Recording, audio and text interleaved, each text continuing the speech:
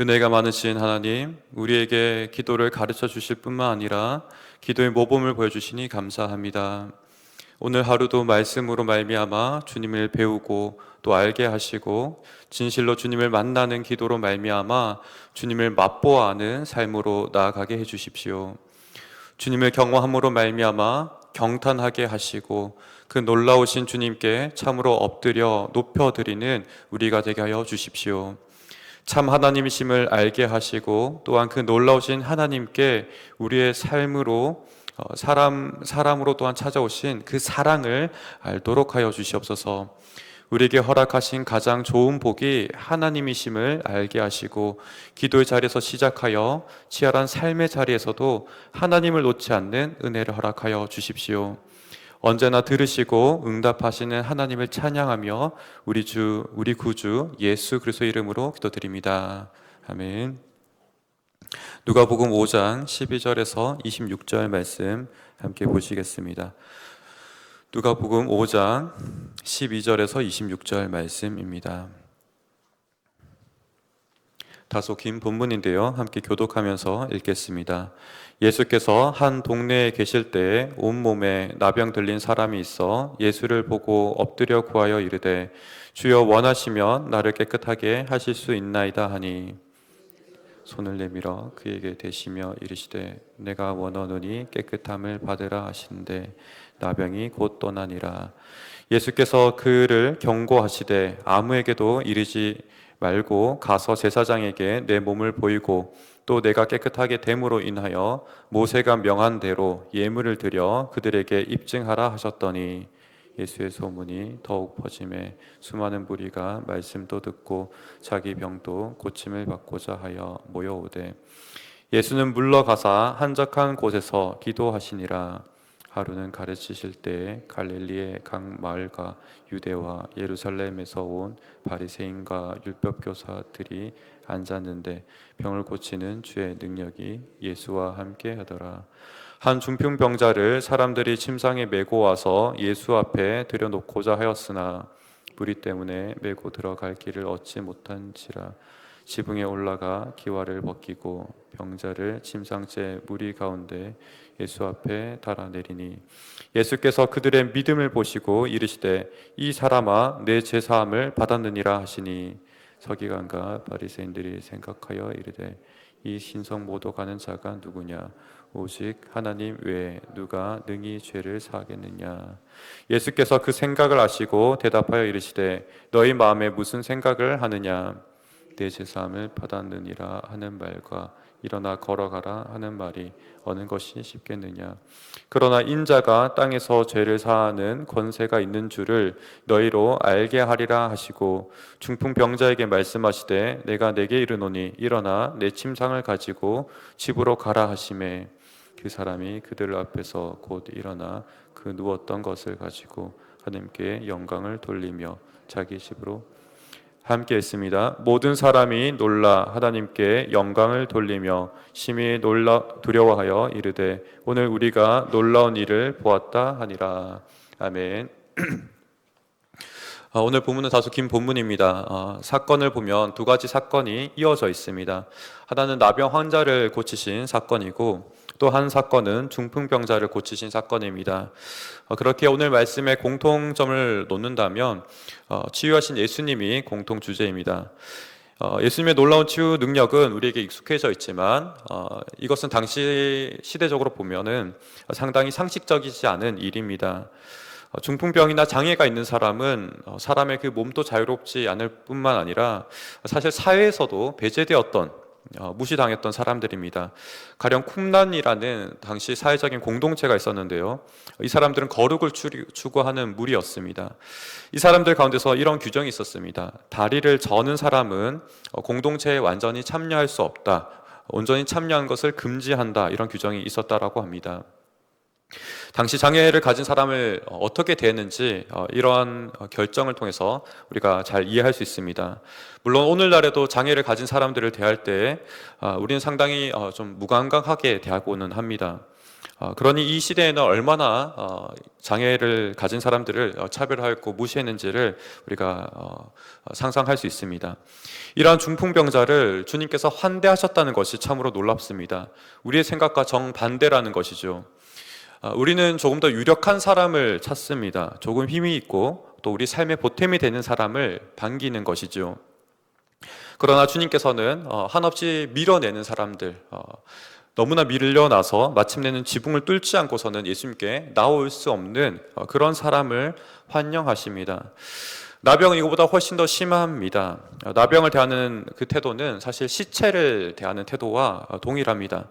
다르게 말하면 나병은 전염병이 너무나 심하고 또 비위생적인 것의 대명사였기 때문에 그렇습니다. 지금 또 나병은 너무나 무서운 병이지요. 좋은 약과 의료기술이 발달하여서 많이 좋아졌지만 여전히 사람을 격리하여야만 하는 무서운 질병입니다. 이 시대는 더욱더 치명적이었고 사람을 격리하는 방법 외에는 다른 방법이 없었습니다. 간혹 이들이 마을 가운데 나타난다면은 그들은 스스로 부정하다 이렇게 외치면서 다른 사람들이 자신들에게 접근하지 못하도록 외쳐야만 했습니다.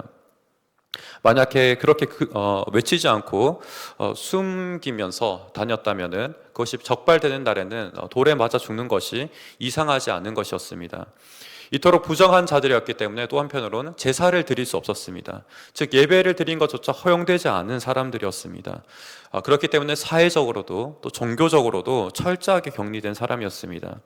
이 사람들은 스스로 또 많은 사람들이 타인이 동시에 하나님의 저주를 받았다라고 여겨졌던 그런 사람들입니다. 이런 자들을 주님께서 고쳐주시는 것입니다. 당시 사회적으로도 도저히 기대할 수 없고 또 가치도 없는 자를 주님께서 고쳐주시는 것이죠.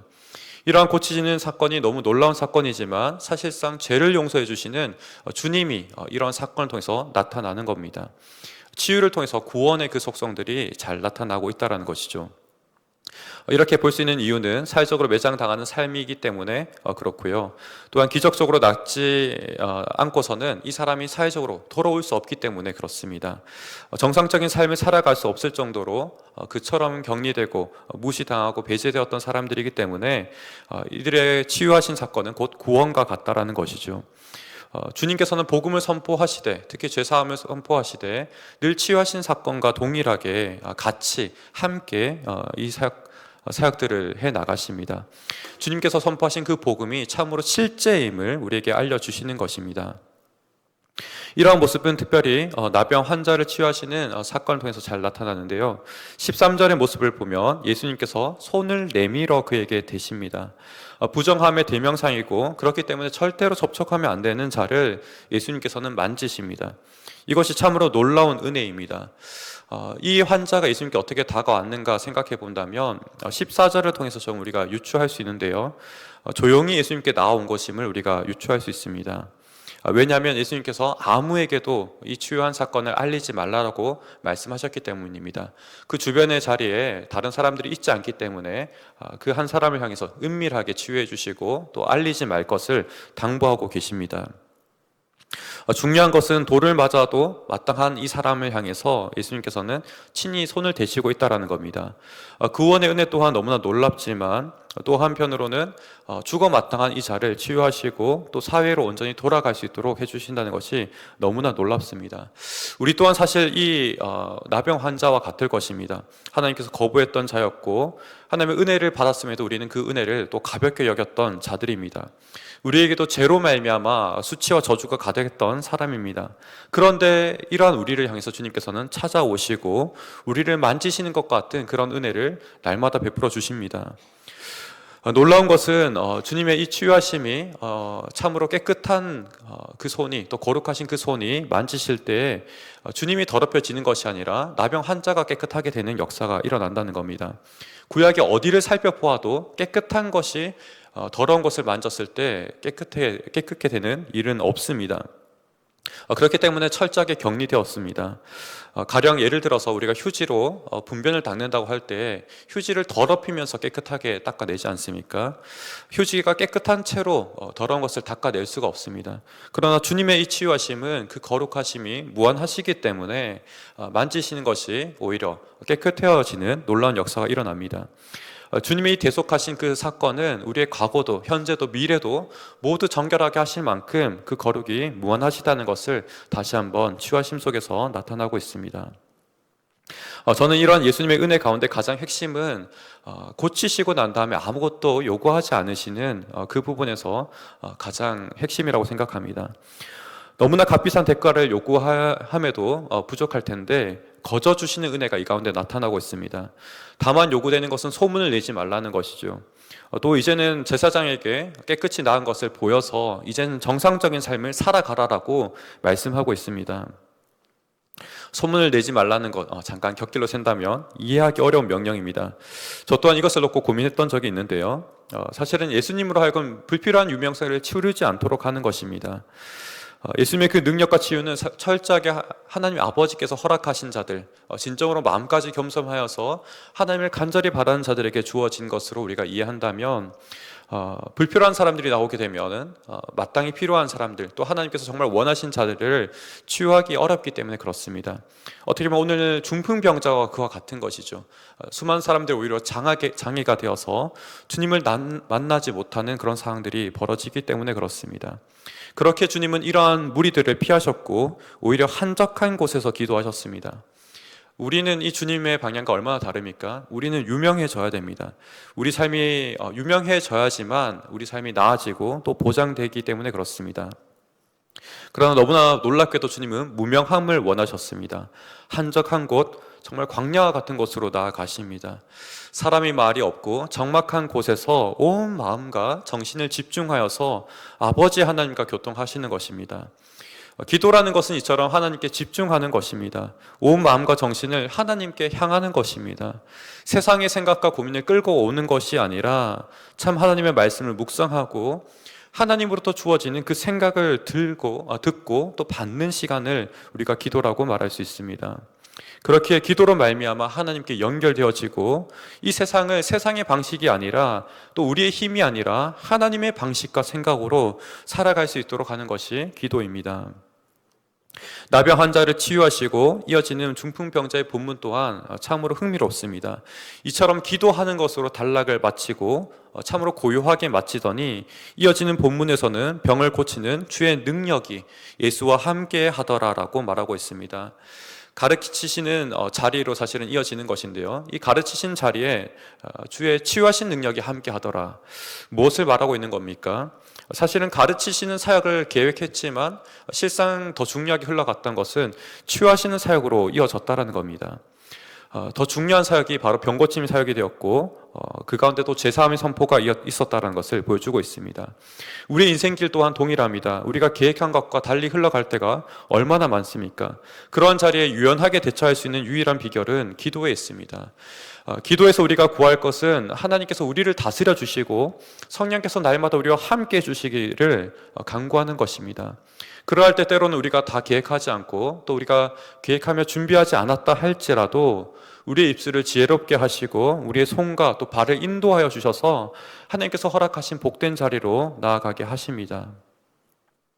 누가복음에서 또 사도행전의 이 저자인 누가는 이처럼 하나님께 영감을 받아서 철저하게 예수님을 뒤따르도록 이 말씀을 기록하고 있습니다. 예수님께서 걸어가신 그 발자국을 선명하게 찍어내는 것에 집중하고 있습니다. 누가가 찍는 이 방점은 지금 기도가 너무 중요하다는 것을 우리에게 가르쳐주고 있습니다. 나병 환자를 고치신 이 사건, 마태복음에도 기록되어 있고 마가복음에도 기록되어 있습니다. 그러나 누가복음에서만 유일하게 한적한 곳으로 나아가서 기도하신 이 사건을 기록하고 있습니다. 기도하시는 그 예수님을 주목하여 보라는 것입니다. 혹시 여러분들께서 렘브란트의 그 화가를 아실지 모르겠는데요, 이 화가는 가장 중요한 곳에 아주 밝게 그림을 그려내는데요, 그런 화법에 비교한다면 기도하시는 예수님의 모습이 가장 밝게 비추고 있다는 것이죠. 오히려 병을 고치시는 그 사건들은 배경으로 처리하고 있다는 겁니다. 이로 말미암아 모든 것을 분별하시고 지혜 있게 말씀하시고 또 능력 있게 행하신다는 것을 우리에게 보여주고 있습니다. 오늘 바로 이 주님의 모습을 우리가 기억하면서 우리 또한 이 자리 가운데 기도함으로 하나님께 연결되어지고 무엇보다 하나님께서 기뻐하시고 원하시는 것이 무엇인지 우리가 듣는 시간 되기를 간절히 원합니다. 그럴 때 하나님께서 우리의 입술을 지혜롭게 하실 것이고 우리 삶을 이끌어셔서 참된 하나님의 복된 자리로 인도하시는 은혜가 있을 줄 믿습니다. 이러한 자리에 나아감에 있어서 무엇보다도 우리가 중풍병자 같은 마음으로 또 나아가기를 원합니다. 정말 지붕을 뚫어내는 것과 같은 그처럼 간절한 마음으로 나아가는 저와 여러분 되기를 소망합니다. 함께 기도하겠습니다. 먼저 두 가정을 위해서 기도합니다. 김재양 권사님 가정을 위해서 기도합니다. 자녀들 가정에 믿음으로 생업의 축복을 받기를 기도하고요. 또한 영육이 강건해서 예배를 잘 드리기를 기도합니다. 윤석희 권사님 가정에서 기도합니다. 성령 충만하여 맡은 일을 잘 감당할 수 있기를. 남편 안낙호 집사님과 두 아들 효은, 영은의 신앙생활을 위해서 기도합니다. 또한 부모님들과 가족들의 건강과 그리고 나라의 회복과 화양중앙교회의 회복을 위해서 기도합니다. 오늘 말씀을 기억하시면서 환우들의 회복과 또 속해 있는 목장과 전도에 또 하나님께서 함께 하시는 가정과 나라 되기를 같이 우리 힘써 기도하겠습니다. 기도하시겠습니다.